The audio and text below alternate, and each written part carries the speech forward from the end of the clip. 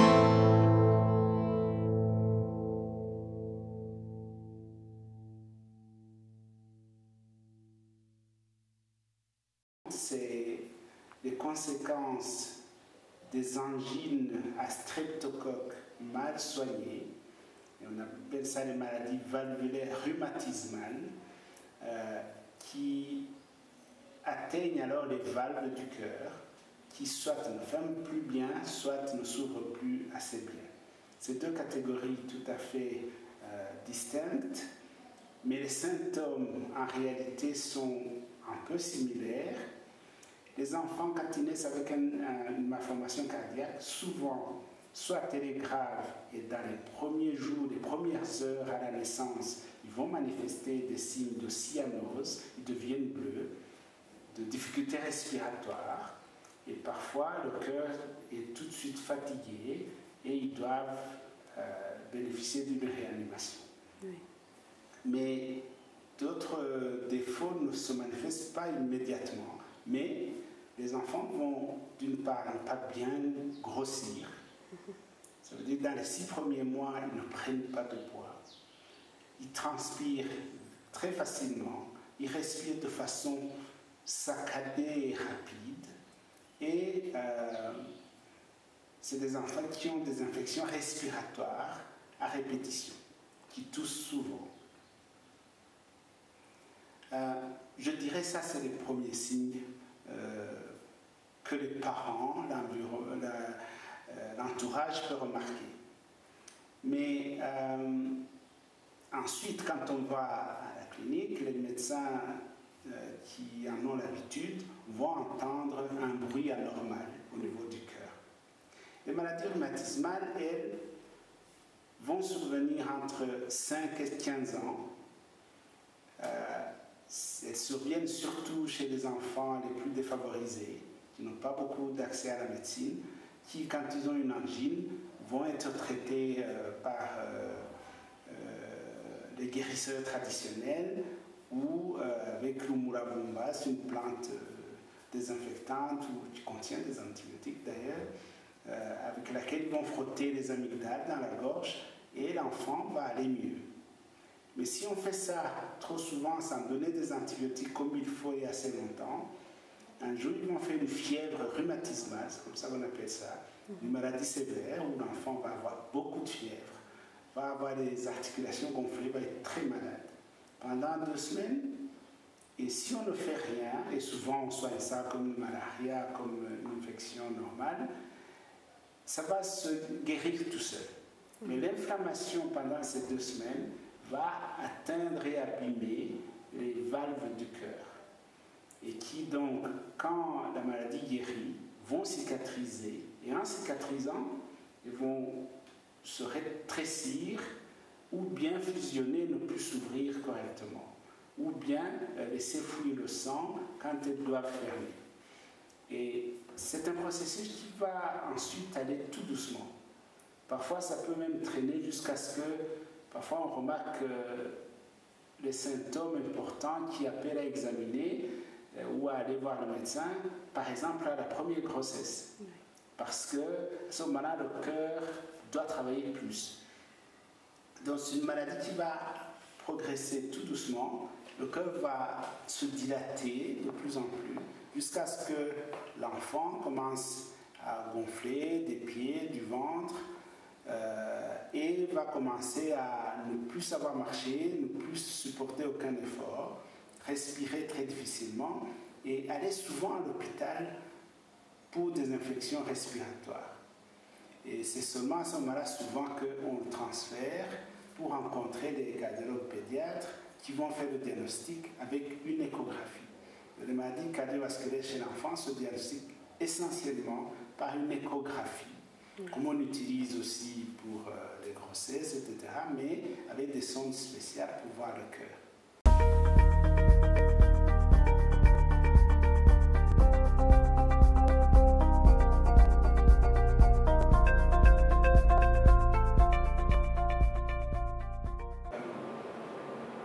Il y a 2 sondes, une pour les adultes, et il y a une petite sonde pour les tout petits bébés qui ont moins de 5 kg.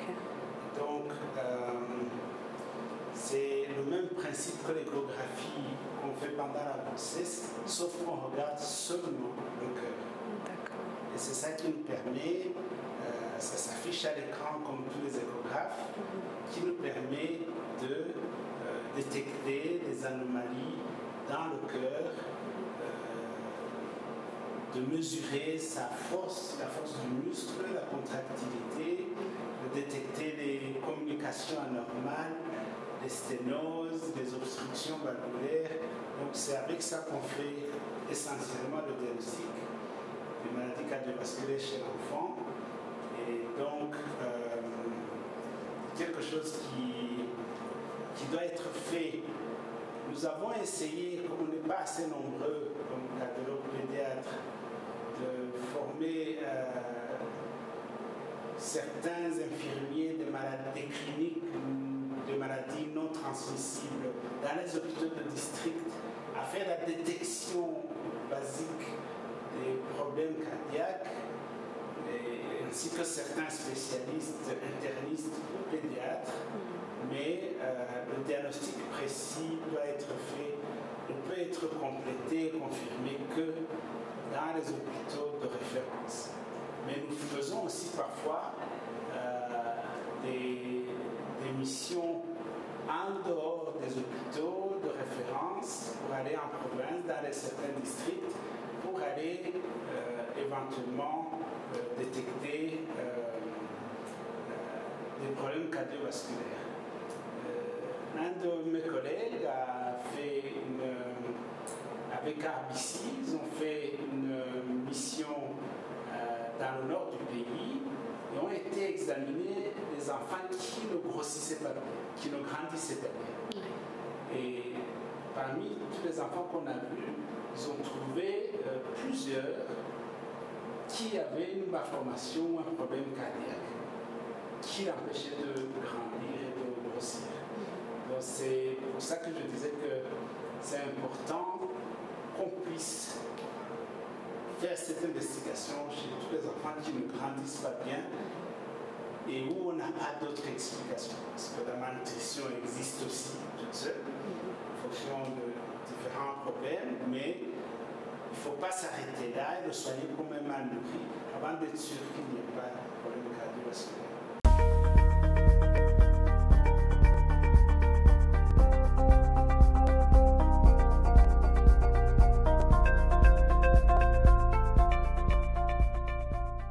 Et en vous écoutant, je voulais vous demander aussi, ça c'est donc quand la femme est encore enceinte. Et à la naissance de l'enfant, si un enfant naît comme les autres, un bébé comme les autres, il est normal, mais il a déjà les symptômes que la mère ne parvient pas à voir. À quel âge je peux dire mon enfant n'est pas comme les autres, il a peut-être un problème du cœur? Moi, c'est comme j'ai dit, dès que le bébé ne grossit pas bien, alors qu'il mange, ou a des difficultés à manger parce qu'il respire très vite, parce qu'il est vite essoufflé, parce qu'il transpire beaucoup, il faut aller consulter. Et d'ailleurs, normalement, quand on va pour les vaccins, normalement, les soignants devraient faire attention à tous les enfants qui ne grossissent pas bien et chercher pourquoi. C'est très tôt, ça dépend du défaut qu'il y a dans le cœur, mais ça peut être même la première semaine. Oui.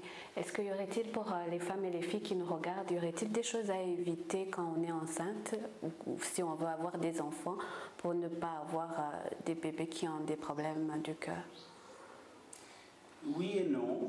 En réalité, la plupart des maladies congénitales cardiovasculaires n'ont pas de cause.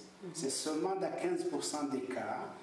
En fait, rappelons qu'un enfant sur 100 naît avec un défaut au niveau du cœur, plus ou moins grave, et que parmi ces enfants, 1 sur 4 aura besoin de soins et peut-être de chirurgie cardiaque. Et donc, quand un enfant naît avec un défaut cardiaque, ça dépend un peu de la sévérité de ce défaut. Il y en a qui auront besoin de chirurgie à cœur ouvert, il y en a qui auront besoin de suivi médical et certains défauts vont s'arranger tout seuls. Donc, mais dans la plupart des cas, il n'y a pas de cause précise, sauf quelques maladies génétiques. L'une des plus sévères qui s'accompagne presque à 90% de défauts au niveau du cœur, c'est la trisomie 21, ou le mongolisme, où il y a un défaut au niveau de la formation génétique. Et sur le chromosome 21, il y a 3 branches au lieu de 2 comme d'habitude. Et cela s'accompagne de plusieurs malformations ou défauts de développement. Mais à 90%, s'accompagne aussi d'une malformation dans le cœur, souvent sévère, qui a besoin d'être soignée donc dans les 6 à 9 premiers mois.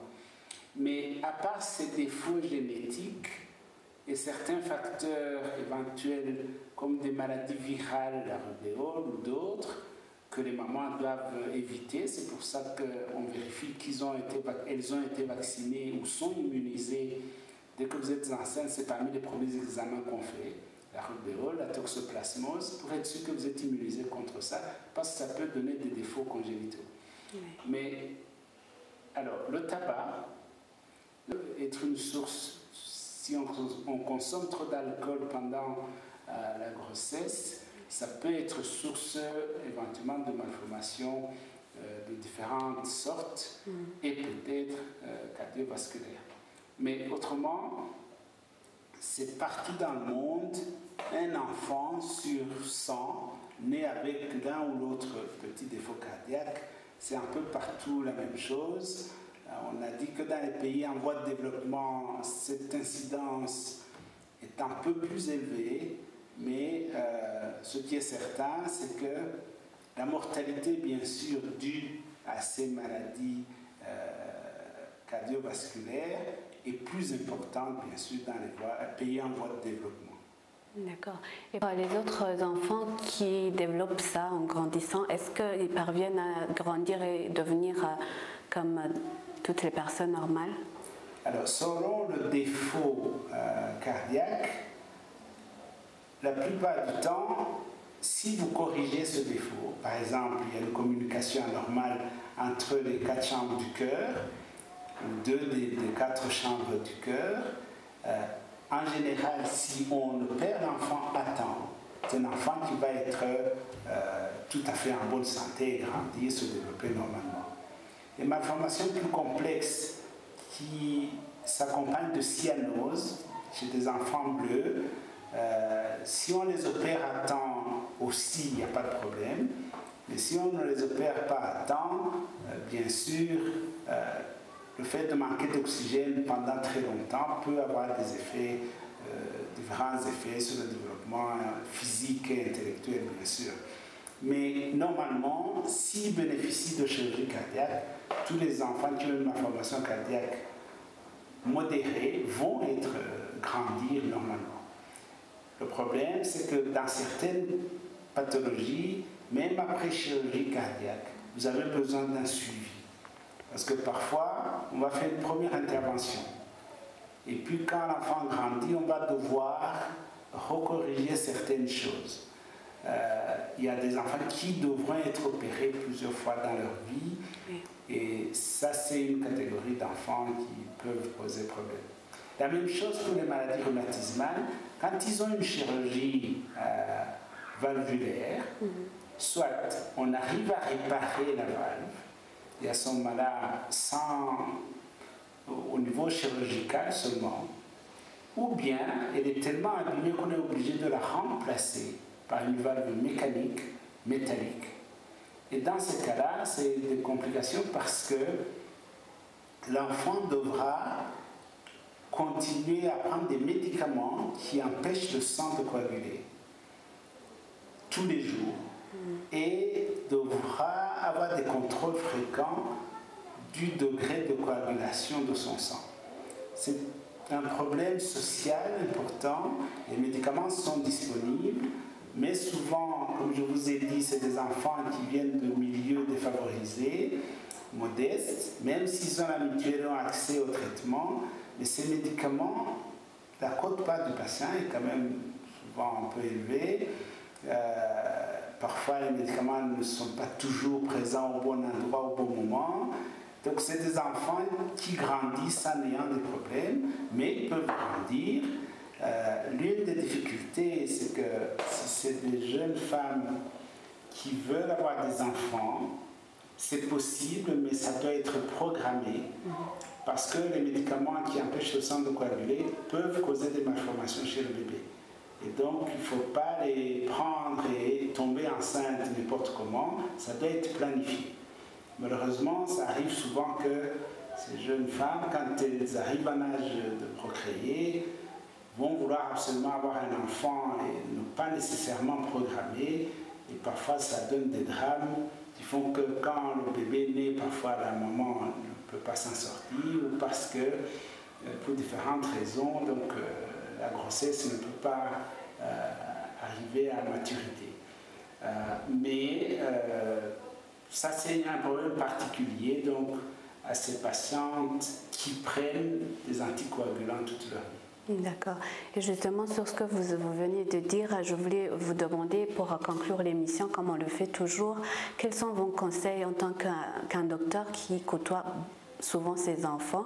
Quels sont les conseils que vous pouvez donner aux femmes, aux filles ou à des couples qui nous regardent? Quelles sont les choses à éviter peut-être pour éviter ces maladies, mais aussi à ces mamans, à ces familles qui ont déjà ces enfants?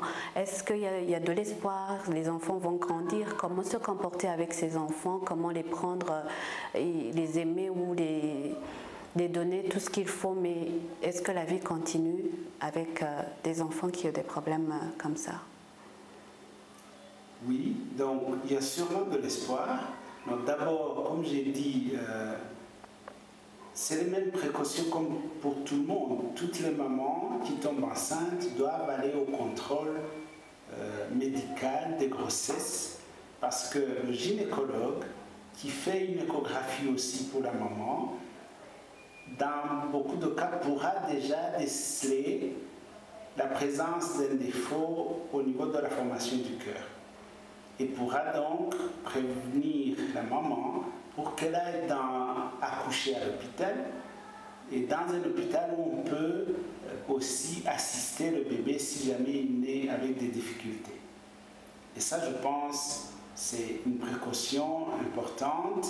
Chaque maman doit consulter, c'est obligatoire, c'est autorisé par la loi et recommandé par le gouvernement. Toutes les facilités sont là. Il faut aller à la consultation et suivre les conseils du médecin sur les tests, comme j'ai dit, de la rubéole, de la toxoplasmose, etc., pour avoir un bébé normal. Et accoucher donc à l'hôpital si jamais le médecin a décelé déjà des anomalies. Ensuite, quand l'enfant naît, comme j'ai dit, il faut aller aux consultations postnatales et à la vaccination. Et comme j'ai dit, j'appelle les soignants au niveau des vaccinations qui fassent attention à la croissance des bébés. Comme ça, on peut détecter à temps quel enfant pourra éventuellement, peut-être pourrait avoir un problème, de façon à le référer rapidement, puisqu'il n'y a que 3 cardiologues pédiatres dans le pays, nous sommes tous à Kigali, dans les hôpitaux de référence, donc il faut être transféré à temps et à l'heure pour le diagnostic précoce, puisque comme j'ai dit, certaines malformations doivent être traitées chirurgicalement entre 6 et 9 mois. Sinon, c'est trop tard, l'enfant ne peut plus être opéré. Si on essaie de l'opérer après, souvent, ça peut causer son décès. Et donc, à la vaccination, à la pesée, aller chez le pédiatre pour ceux qui ont accès, dans les 6 premiers mois, c'est une précaution importante pour pouvoir détecter à temps les malformations éventuelles. Et sinon, le pays a encore des difficultés à disons, donner accès aux soins de chirurgie à cœur ouvert, mais il y a de grands progrès. Nous avons maintenant, il y avait des équipes qui venaient de l'étranger pour nous aider, mais maintenant nous avons aussi une équipe en place à Faisal, à l'hôpital Roi Faisal, qui peut opérer certaines pathologies du cœur chez les enfants. Il y a des médecins qui sont en formation pour la cardiologie et nous espérons aussi beaucoup plus pour la chirurgie cardiaque, en rappelant qu'il faut être d'abord médecin et puis chirurgien chirurgien du cœur et puis chirurgien du cœur chez les enfants. C'est une sous-spécialité encore. Oui. Donc c'est des formations qui durent très longtemps. Et il faut donc qu'on envoie plus de monde en formation pour qu'il y ait plus d'accès à ces services. Il y a aussi un hôpital qui est en construction à Masaka par une ONG, Chaîne de l'Espoir d'Angleterre, Chain of Hope UK, qui est en train de construire un hôpital à Masaka qui sera un hôpital chirurgical pour les enfants et pour les adultes, mais bien sûr, il faudra 2-3 ans pour que l'hôpital soit fonctionnel.